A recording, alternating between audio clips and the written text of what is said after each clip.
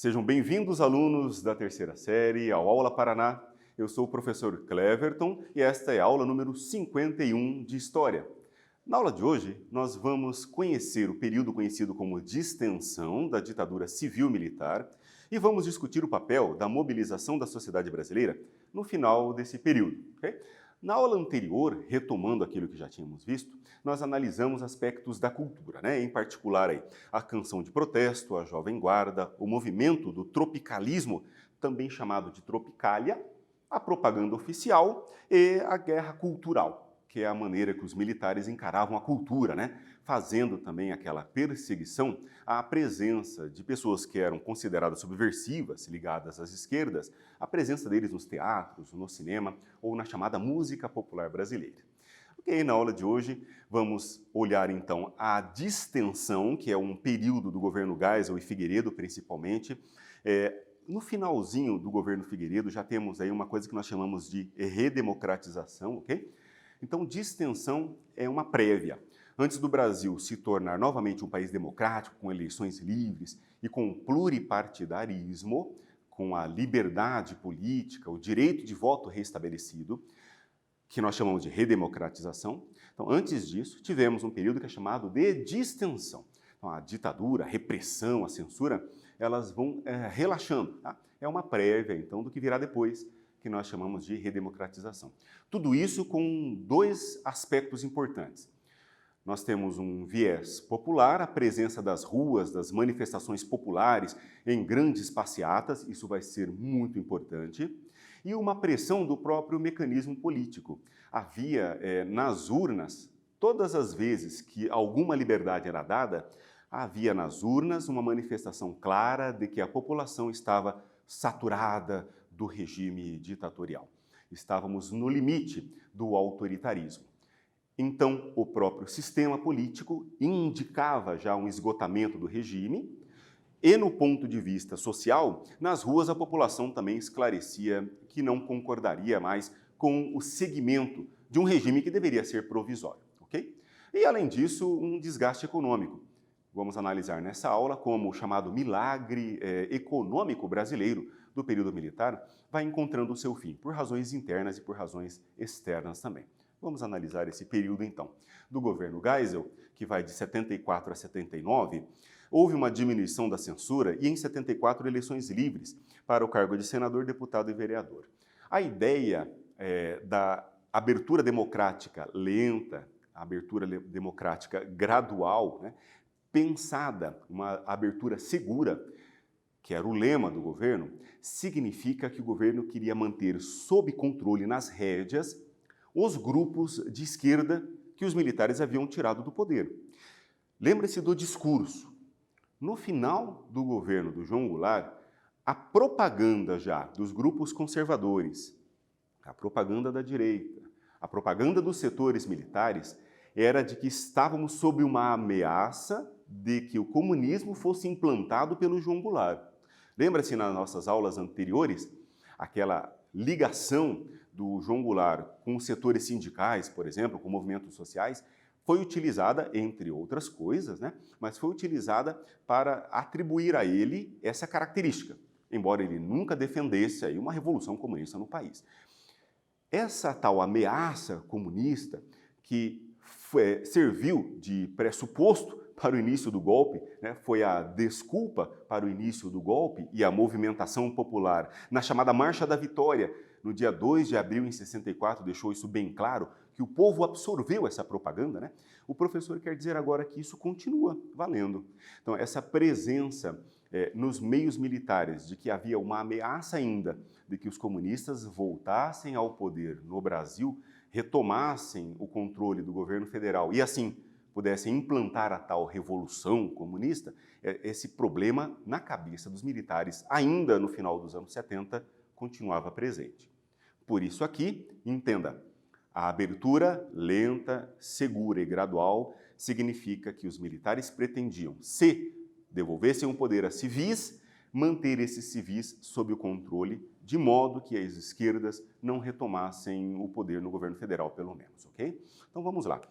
A política externa estabeleceu relações diplomáticas novamente com a China comunista e com a OLP, a Organização para a Libertação da Palestina, o que acentua também um caráter mais desalinhado, né, com o bloco capitalista do final dos governos militares. E acordos de cooperação com países capitalistas como a Alemanha Ocidental e o Japão. Externamente, então, uma certa independência na política externa do Brasil no final dos governos militares, o Geisel e o Figueiredo também, uma certa neutralidade nos acordos internacionais. Mas isso em vista às dificuldades econômicas pelas quais o Brasil passava. A crise do petróleo nos anos 70, e vamos analisar isso com mais cuidado adiante, ela fez com que aquele modelo baseado no grande investimento estatal chegasse a um certo limite.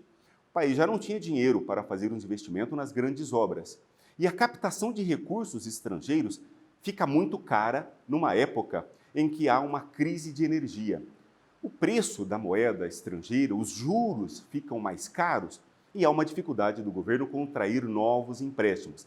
A nossa dívida externa vai saltar grandemente durante essa fase. É o que temos aqui, ó. O fim do chamado milagre econômico, que é detectado, né, na queda do PIB, no aumento da inflação e na grande dívida externa, foi provocado, entre outras coisas, pelas crises do petróleo e, a partir de 79, a chamada segunda crise. Por isso, nós vemos que na Ásia e na África, o Brasil vai procurar acordos com nações que têm reservas petrolíferas. Então, novamente aqui, perceba que a política externa brasileira está vinculada aos problemas econômicos que o regime estava passando. Esses problemas econômicos são devidos também a fatores externos, as chamadas crises do petróleo.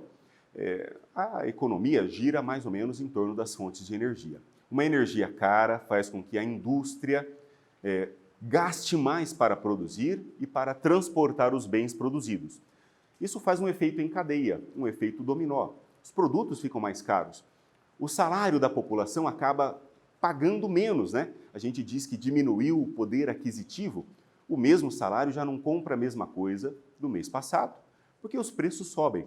Então, a queda no PIB, aumento da inflação, essa diminuição do consumo, a corrosão do poder aquisitivo do salário da população são efeitos, então, desses processos. E no mercado internacional, o Brasil vai procurar fornecedores de petróleo e de gás na Ásia e na África. Nessa atividade, retomamos essa ideia. Veja lá. Embora a crise já estivesse se manifestando quando o general Geisel tomou posse, seu plano econômico, chamado Segundo Plano Nacional de Desenvolvimento, manteve as expectativas de crescimento econômico e controle da inflação. Esse plano econômico gerou, ao final do governo Geisel, letra A, um modelo econômico que privilegiava o mercado interno, B, a maior intervenção estatal na economia e o crescimento da dívida externa, ou C, uma forte estagnação econômica. Daqui a pouquinho faremos a correção.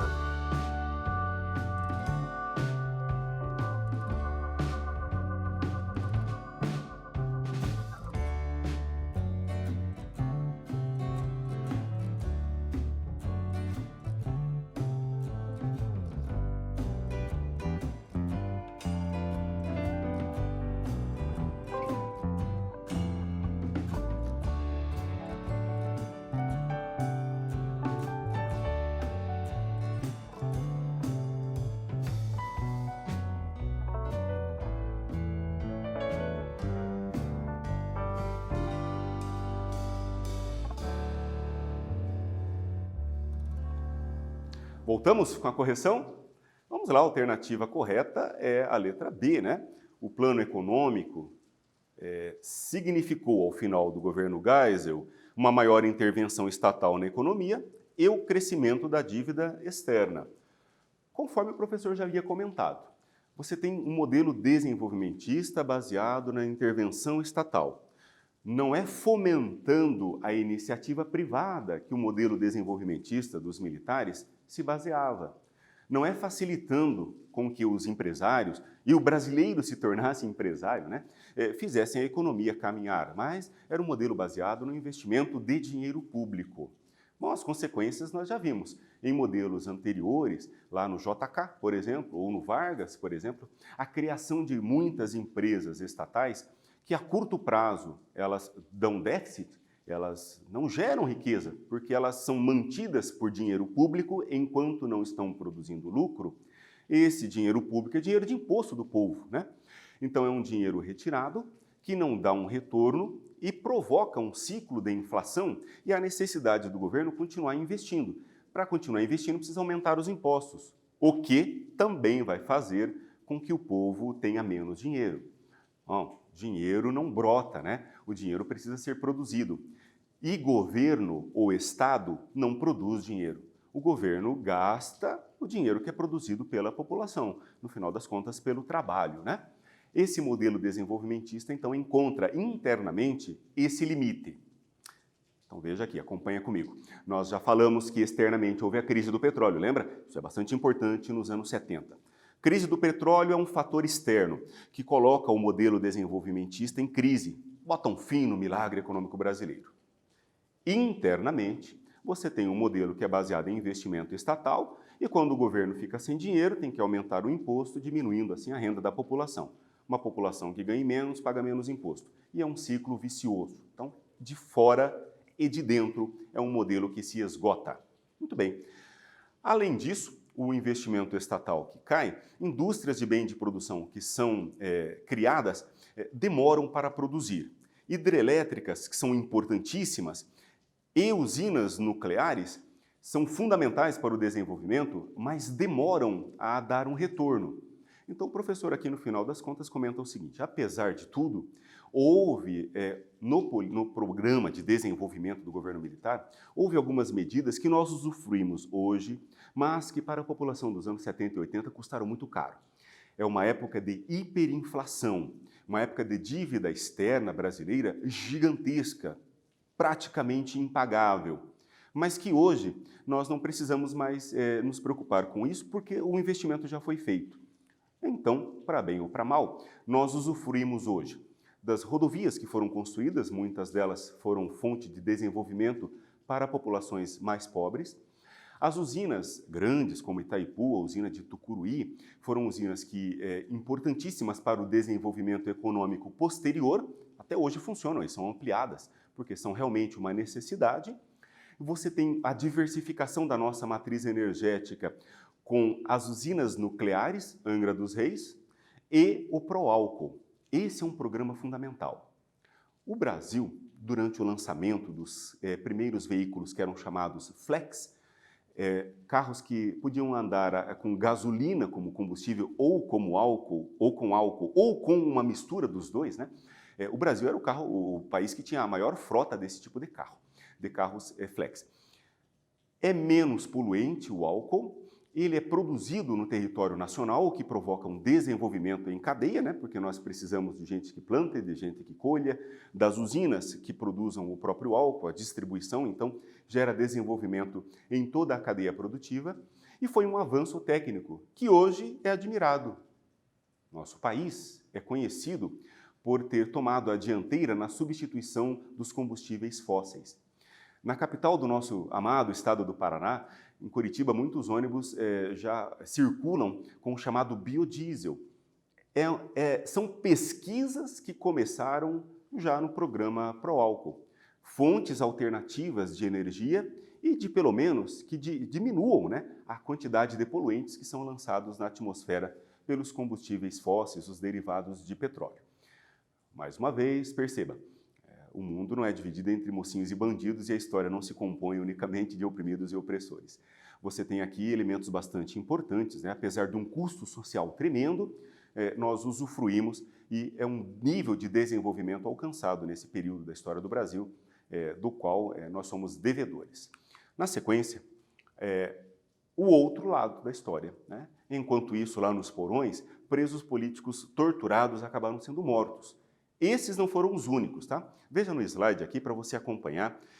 Guarde esses nomes: o Vladimir Herzog, o Manuel Fiel Filho, em 75 e 76, foram assassinados ou morreram sob tortura. Nem sabemos as condições em que isso aconteceu, porque estava tudo em sigilo, mas em delegacias, pessoas sem processo legal, sem direito a um advogado, sem a família saber onde estava, passaram por tortura, passaram por todo o tipo de desumanidade, né, nos porões do DOI-CODE, que era um setor de inteligência, deveria ser um setor só para captar informações sobre os tais subversivos, né, mas acabaram se tornando, assim, as masmorras, onde a tortura tirava informações que muitas vezes não estavam com essas pessoas, né. Esse regime, portanto, nas aulas anteriores comentamos que provocou a resistência cultural, vai também deixar aí um saldo de mortos, né? A resistência cultural, o desenvolvimento econômico, a tortura, a censura, a morte dessas pessoas. O jornalista Herzog foi encontrado morto, praticamente de joelhos, enforcado na cela, numa posição impossível para alguém se matar, né? Mas a família, durante muitos anos, ouviu essa história. Por muitos anos, a família não pôde saber em que condições ocorreu a morte do Vladimir Herzog. Posteriormente, com algumas iniciativas, como a Comissão Nacional da Verdade, muita coisa foi sendo trazida à tona, né? Após a distensão e após a redemocratização. Então, hoje, quando olhamos para o regime, sabemos que não há somente mocinhos e bandidos na história, mas que um regime autoritário não deve acontecer novamente. A morte dos presos políticos nos recorda que, mesmo o desenvolvimento econômico não justifica o cerceamento da liberdade de expressão por meio da censura, não justifica a tortura, não justifica a prisão política sem direito de habeas corpus, sem direito de ampla defesa. Ok? Vamos lá, então. Essa lenta abertura, que foi um vai e vem, que se mesclou com desenvolvimento econômico e mortes nos porões do DOI-CODE, aconteceu politicamente por dois mecanismos: a Lei Falcão, em 76, e o Pacote de Abril, de 77. Aqui você vai guardar duas coisas também. Quando você ouvir falar na Lei Falcão, estamos falando de propaganda eleitoral, regime militar. Quando falarmos de senador biônico, também estamos falando do nosso regime militar. E acontece assim: a Lei Falcão, ao contrário da política que se faz por meio do debate, ela limitava, ela controlava a possibilidade do candidato expor a sua plataforma política, de expor as suas ideias. Porque com a Lei Falcão, o candidato só poderia colocar a sua imagem, o número que iria para as urnas, né, o seu número na campanha, e uma voz em off, quer dizer, não o próprio candidato, mas um narrador, poderia dizer aquilo que o candidato fez. Daria uma pequena plataforma ali, algumas propostas e promessas de campanha e uma pequena biografia do candidato. Então, não havia exatamente uma propaganda política. E também não existia a figura do debate que nós conhecemos até hoje, onde nós podemos analisar as ideias dos candidatos se chocando umas contra as outras, né? É uma maneira do eleitor decidir com mais clareza qual que é o candidato que ele gostaria de escolher. Isso acontece, a Lei Falcão acontece, essa repressão ao debate acontece por conta do crescimento da oposição. Lembra-se que são dois partidos, né? Regime militar, a Arena, e o MDB. Bipartidarismo. A Arena, que congregava aqueles políticos favoráveis ao regime, aliados, e o MDB, que congregou o que nós podemos chamar de oposição. Mas o crescimento do MDB nas eleições municipais nos estados fez com que o regime voltasse atrás com a abertura política. E a Lei Falcão é uma maneira de, reduzindo o debate, aumentar o controle. E os senadores biônicos? Bom, esses eram senadores indicados, de maneira que, por meio de uma eleição indireta, se evitasse que os candidatos populares chegassem ao governo. A eleição indireta é uma espécie de indicação porque ela é uma eleição feita por colégio eleitoral. Não é a própria população que escolhe, né? É um grupo de eleitores, deputados. Quando você tem uma maioria da arena, por exemplo, numa Assembleia Legislativa, os senadores daquele estado seriam senadores aliados ao regime. Essa era a ideia, então. Em geral, você tem aqui Lei Falcão e os senadores biônicos, chamados senadores biônicos, maneiras de o governo aumentar o controle para que a abertura fosse lenta, segura e gradual. Ok? Muito bem. Esse quiz retoma essas ideias. Vejam lá. Qual alternativa abaixo aponta uma importante decisão que abriu caminho para uma redemocratização no país e o fim da ditadura civil-militar? Letra A. Em 1984, a campanha das diretas já conquistou seu objetivo e as eleições diretas para presidente voltou ao país em 1985. Letra B. Em 1979, o presidente Figueiredo convocou eleições diretas para presidente. Letra C. Em 1980, uma guerra civil derrubou o governo militar. Ou, letra D. Em 1978, o presidente Geisel acabou com o AI-5 e restaurou o habeas corpus. Daqui a pouquinho voltamos com a correção e uns comentários.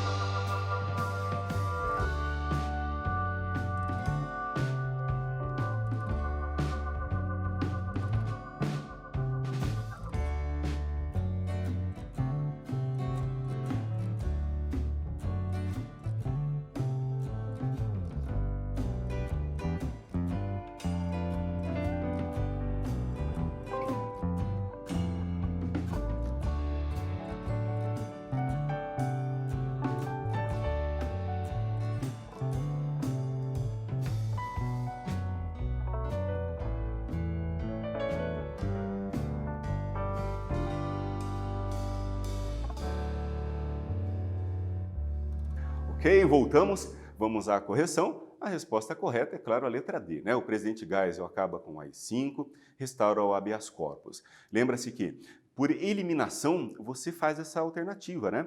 Nós não temos eleições diretas em 85, não tem eleições diretas em 79, muito menos. Guerra civil, não houve guerra civil. Então, por eliminação, você consegue chegar na letra D. Mesmo que você não se lembre da data perfeita, né, do final do AI-5 e da restauração do habeas corpus, que foi em 78, ok? Então, é uma técnica que também você pode usar, absolutamente legítima para fazer o seu Enem. Vamos adiante. Aqui nós temos o governo Figueiredo, já no final do período da distensão e no início da redemocratização. Okay? Então, ali a foto oficial, governa até 85, é o último presidente militar.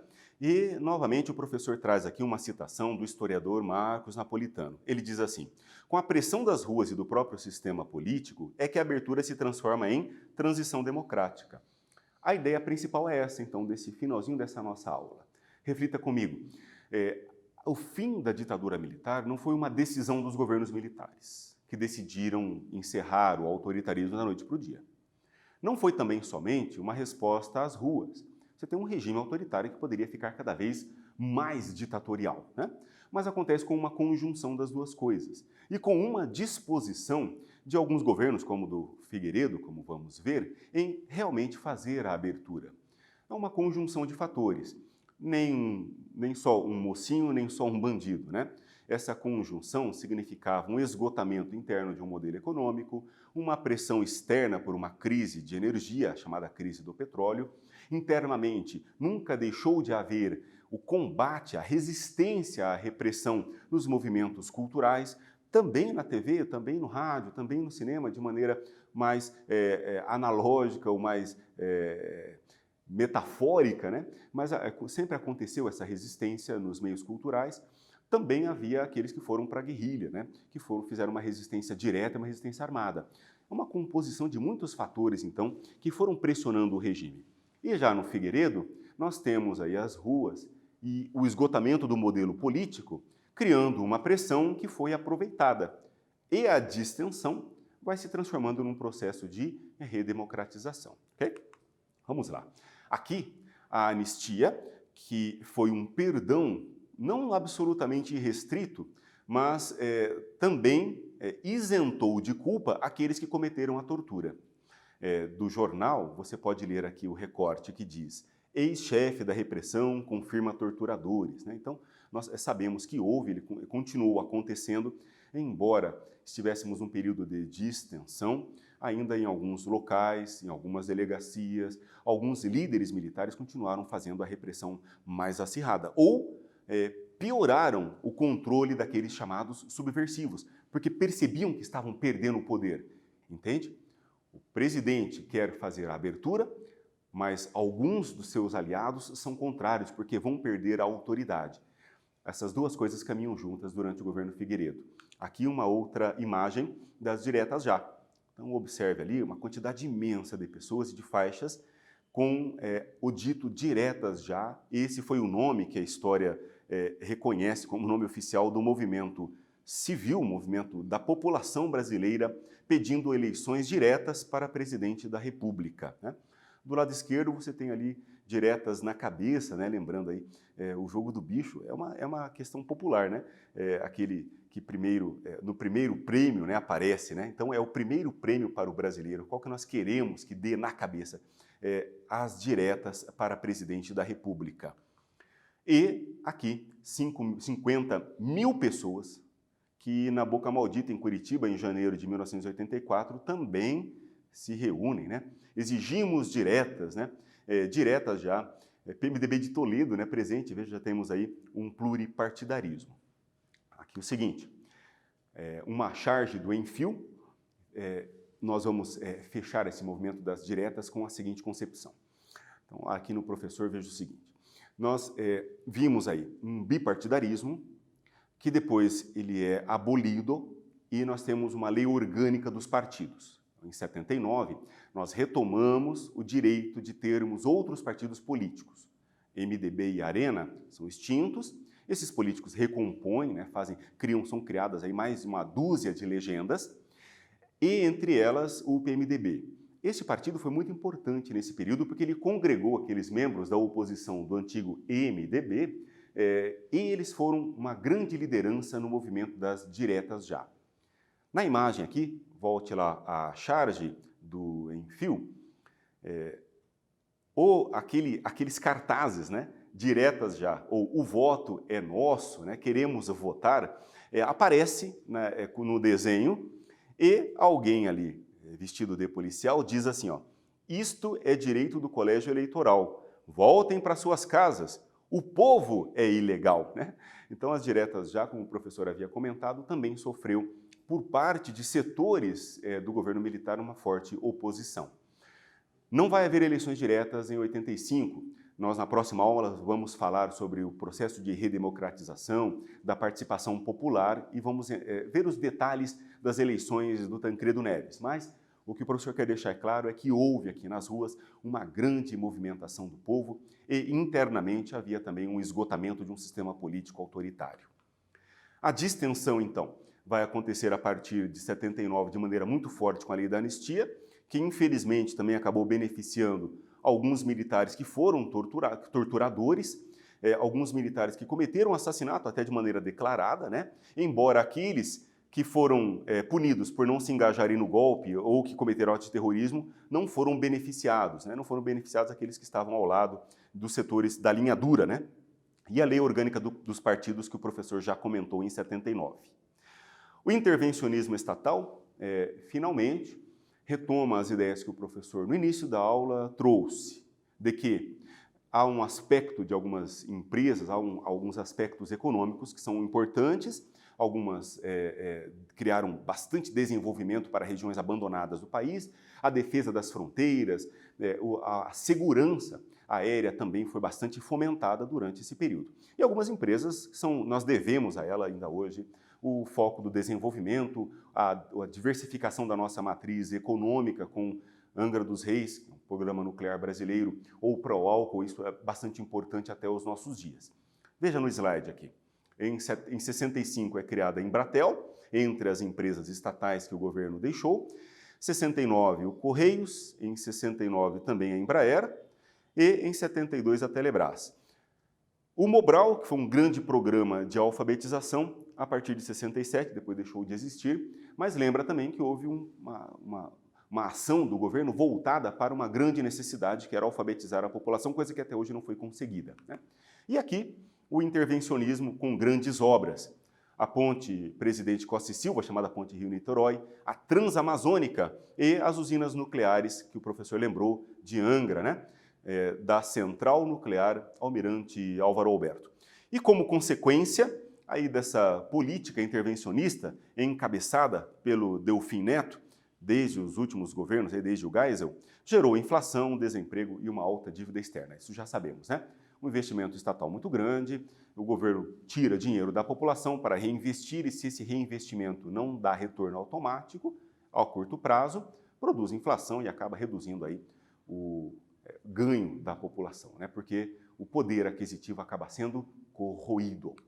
E vamos ao foco no Enem. O Enem de 2012 diz o seguinte, ó, diante dessas inconsistências e de outras que ainda preocupam a opinião pública, nós, jornalistas, estamos encaminhando este documento ao Sindicato dos Jornalistas Profissionais no Estado de São Paulo, para que o entregue à Justiça. E da Justiça esperamos a realização de novas diligências capazes de levar à completa elucidação desses fatos e de outros que porventura vierem a ser levantados. O texto é de fevereiro de 1976, bastante importante. A morte do jornalista Vladimir Herzog, ocorrida durante o regime militar em 1975, levou a medidas como o abaixo-assinado feito por profissionais da imprensa de São Paulo. A análise dessa medida tomada indica letra A, violência dos terroristas de esquerda. B, superação do governo de exceção. C, punição dos torturadores da polícia. D, certeza do cumprimento das leis. Ou E, expectativa de investigação dos culpados. Daqui a pouquinho voltamos com a resposta.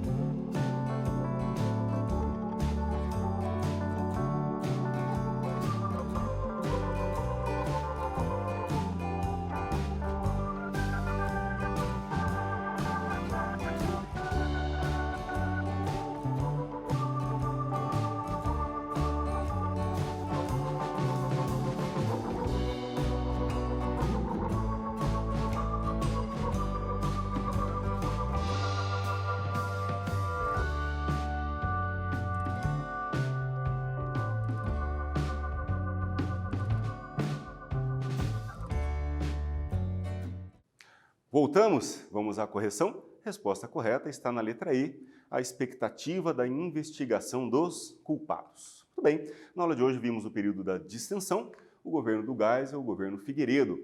E lembrando, assim, na próxima aula vamos tratar dos movimentos pela redemocratização, entre eles o das diretas já. Mais uma vez aqui, dê uma olhadinha, por favor, no slide. Você tem aí mais uma charge do Enfio, chamando diretas já, né? E é isso que faremos na próxima aula, os movimentos populares pela volta da democracia no país. E não se esqueça, se alguma coisa merece ser feita, merece ser bem feita. Um abraço.